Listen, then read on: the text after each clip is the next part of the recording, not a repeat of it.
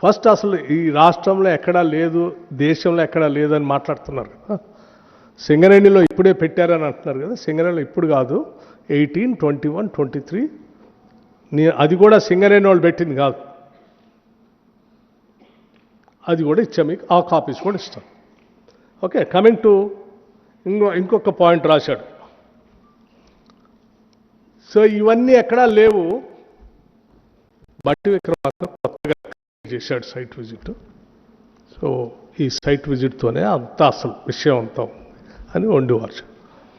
నేను అడుగుతా ఉన్నాను, సరే ఆయన ఏదో రాశాడు, ఎవరి ప్రయోజనాల కోసం రాశాడు, ఎవరి కళ్ళల్లో ఆనందం చూడాలని రాశాడో సరే ఆయనకు వదిలేస్తా ఉన్నాను. సరే ఆయన ఆనందం ఆయన ఎత్తుక్కుంటున్నాడు. వీరు రాశారు లెటర్, ఇంకో ఆయన ఎమ్మటే హరీష్ రావు గారు.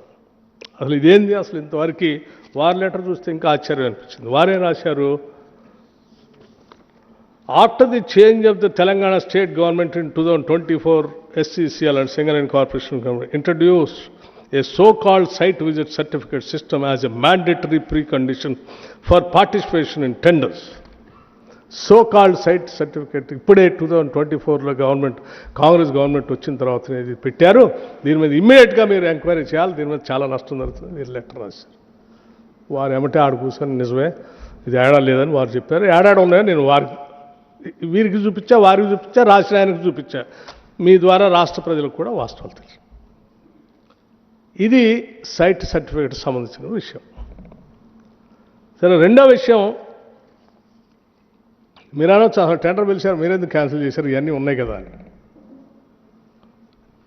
కానీ నేను ఆ రోజు చదవడంలోనే రాష్ట్ర ప్రజలకు వాస్తవాలు తెలియకుండా దీన్ని ఎట్లా కంటిన్యూ చేస్తే ఇంకా అడ్డగోలుగా అభియోగాలు ఊహించుకోవటాలు మొదలైతే ముందు అది ఆపేసి వాస్తవాలు చెప్పేసి పరిస్థితులు ఇది ముందు క్యాన్సిల్. ద రీజన్ ఆల్సో నేను చెప్తా, ఎందుకు క్యాన్సిల్ అంత ఎమోషనల్గా నేను సింగరేణితో ఎందుకు అటాచ్మెంట్ ఉందో కూడా చెప్తాను నేను while concluding.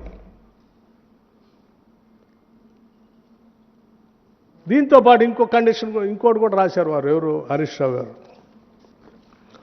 Simultaneous Singareni long-standing practice of bulk diesel procurement directly from IOCL was discontinued, and the responsibility of diesel supply was shifted to contractors. ఎవరు షిఫ్ట్ చేశారండి? సరే, ఎవరు షిఫ్ట్ చేసినా కానీ డీజిల్ అనేది, కోల్ అనేది జిఎస్టీ మారక ముందు ఒక విధానం, జిఎస్టీ రేట్లు మొన్న రేషనలైజేషన్ చేశారు కదా, చేసిన తర్వాత ఒక విధానం.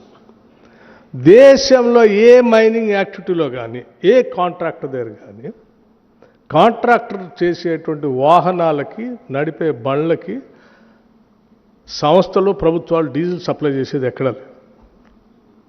కేవలం సింగరేణి ఒక్క దాంట్లోనే నడుస్తోంది పాతకాలం నుంచి. దేశంలో ఎక్కడా లేదు. మరి కోల్ ఇండియాలో లేదు, ఆడలేదు, ఏడలేదు. ఎందుకు వేరే కాంట్రాక్ట్స్ ఇరిగేషన్లో లేదు, రోడ్ కాంట్రాక్ట్లో లేదు. ఎవడు బండి ఏం తెచ్చుకుంటాడో తెలియదు. ఇవాళ వచ్చిన మారిన పరిస్థితుల్లో వెహికల్స్లో ఇప్పుడు ఫార్చునర్ 1 కిలోమీటర్కి 8 లీటర్ డీజిల్ కావాలా? అదే ల్యాండ్ క్రూజర్ అయితే 3 కిలోమీటర్లు 5 కిలోమీటర్లు వస్తుంది. ఫార్చునర్ అయితే 10 కిలోమీటర్ 12 వస్తుంది. ఇంకోటి అయితే 20 కిలోమీటర్లు కూడా వస్తుంది. నువ్వు ఏది లెక్కేసి ఏ వెహికల్స్ ఇస్తావు?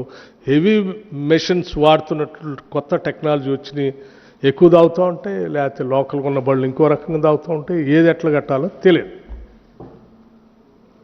ఆ పరిస్థితుల్లో వీళ్ళు అసలు ఇదంతా ఏం జరుగుతుంది అంటే వాళ్ళు తీసుకొచ్చి నాకు, సార్ ఈ డీజిల్లో ఒక సందర్భంలో 2 చోట్ల చాలా పెద్ద డీజిల్ థెఫ్ట్ జరిగి పెద్ద స్కామ్ జరిగింది, దాని మీద విజిలెన్స్ కేసు కూడా నడుస్తున్నాయంటే, అయితే దెన్ దేశంలో ఏముందో ఎగ్జామిన్ చేసుకోండి అని వాళ్ళ మేనేజ్మెంట్ వాళ్ళకి చెప్తే వాళ్ళు దేశంలో ఉన్నాయన్నీ ఎగ్జామిన్ చేసుకొని ఆ డీజిల్ అనే దాని మీద థెఫ్ట్ జరగకుండా విజిలెన్స్ కేసులు అన్ని పెట్టుకోండి దీంట్లో.